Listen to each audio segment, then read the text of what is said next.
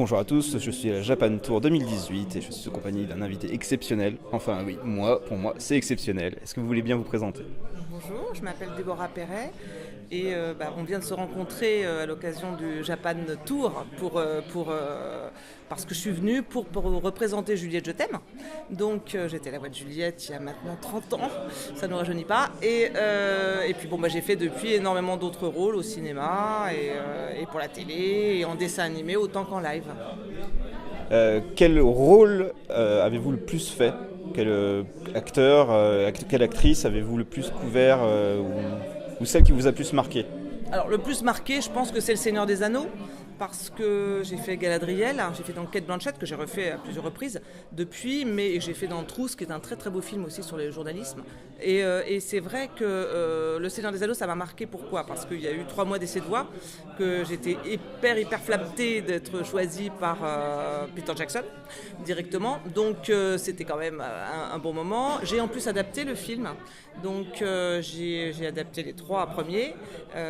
Et c'était un moment assez surréaliste, quoi. Quand on voit après l'œuvre finie, c'est super beau. Enfin voilà. Puis cette voix du début du Seigneur des Anneaux avec le son qui a été magnifique, qui a été fait par Gilles Messier et qui était vraiment magnifique. Ça m'a aidé pour travailler après et je travaille encore grâce à ça. Alors vous avez parlé d'adapter. Est-ce que vous pouvez expliquer un tout petit peu expliquer ce qu'est adapter? Pour un doublage. Pour un doublage, une adaptation, en fait, on a le film, mettons en anglais, on peut l'avoir dans n'importe quelle langue, mais mettons en anglais, puisque c'est le plus courant, on a le film en anglais, on a ce qu'on appelle une détection, c'est-à-dire des signes, avec des bouches ouvertes, des bouches fermées, des petits signes, et on traduit l'anglais, et après, on adapte en cherchant les mots qui correspondent au mouvement des lèvres. Voilà, c'est ça l'adaptation. Donc il faut parler anglais bien sûr et puis surtout bien parler français. Parce qu'en fait le problème c'est ça. Moi j'ai adapté des films russes, des films chinois, des films japonais et j'avais une adaptation anglaise et du coup là ce qu'il faut c'est bien parler le français et bien faire parler chaque personnage différemment et non pas tout lisser en faisant juste une traduction. Parce qu'un chef d'entreprise parle pas pareil qu'un petit voyou quoi. Donc... Est-ce que vous pouvez nous dire quelques films que vous avez adaptés justement comme ça? Oui, alors Le Seigneur des Anneaux, Le Loup de Wall Street, Le Silence aussi de Scorsese. J'en ai tellement fait les Hunger Games, les Expendables. Ça ne vient pas là comme ça.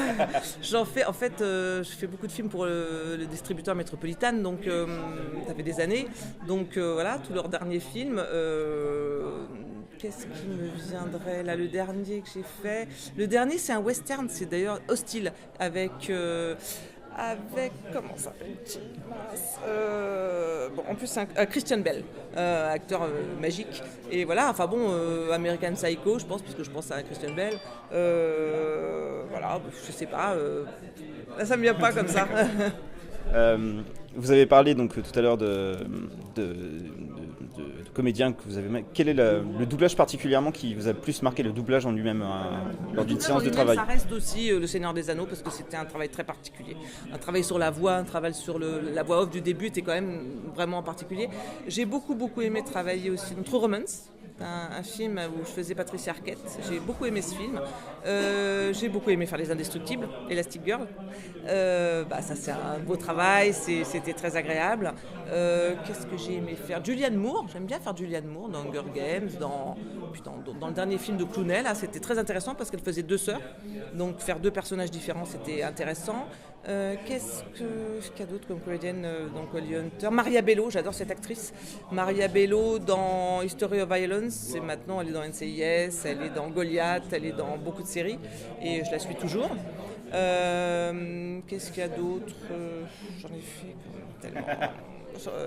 Sandra Bullock, Salma Hayek, il y en a beaucoup quoi. Puis des séries, j'ai été marquée par comment s'appelait cette série, Melrose Place pendant des années, Santa Barbara pendant 12 ans, des choses très différentes quoi. Alors vous avez dit que vous avez été choisi par Peter Jackson. Est-ce que vous pouvez expliquer? En fait, il y a des essais de voix. Il y a sur Le Seigneur des Anneaux, il y avait, je crois, 6 comédiens par rôle. Normalement, c'est 3 ou 4. Peter Jackson en avait demandé plus. Donc en fait, on nous a envoyé des essais particuliers. C'est-à-dire Peter Jackson, il avait choisi ses essais à l'avance. Il y avait une quinzaine de phrases et on a tous essayé. Enfin, tous ceux qui ont été choisis par le directeur de plateau sont venus essayer pour que Peter Jackson les écoute. Mais pour Gina Davis, que j'avais faite aussi dans Commander in Chief et dans Au revoir à jamais, j'avais passé des essais. Pour Kate Blanchett plusieurs fois. Pour True Romance aussi. Pour Crying Freeman aussi. C'était Christophe Gans, c'était son film, il est français. Et lui, c'est lui qui choisissait ses essais parce qu'il avait tourné en anglais. Donc voilà, c'est arrivé plusieurs fois, quoi. Ça arrive régulièrement.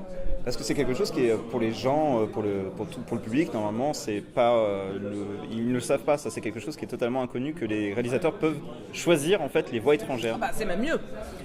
Nous, on a mieux quand on est choisi par le metteur en scène, parce qu'il a quand même travaillé sur son projet, en ce qui concerne Le Seigneur des Anneaux, pendant des années, mais même quelquefois pendant une année, et au moins il connaît son produit parfaitement, il sait ce qu'il veut, et c'est vrai que on est très flatté d'être choisi par lui. Après, on peut être choisi par le distributeur, on peut être choisi par la chaîne, on peut être choisi par différentes personnes, mais voilà, ça arrive très souvent, les essais.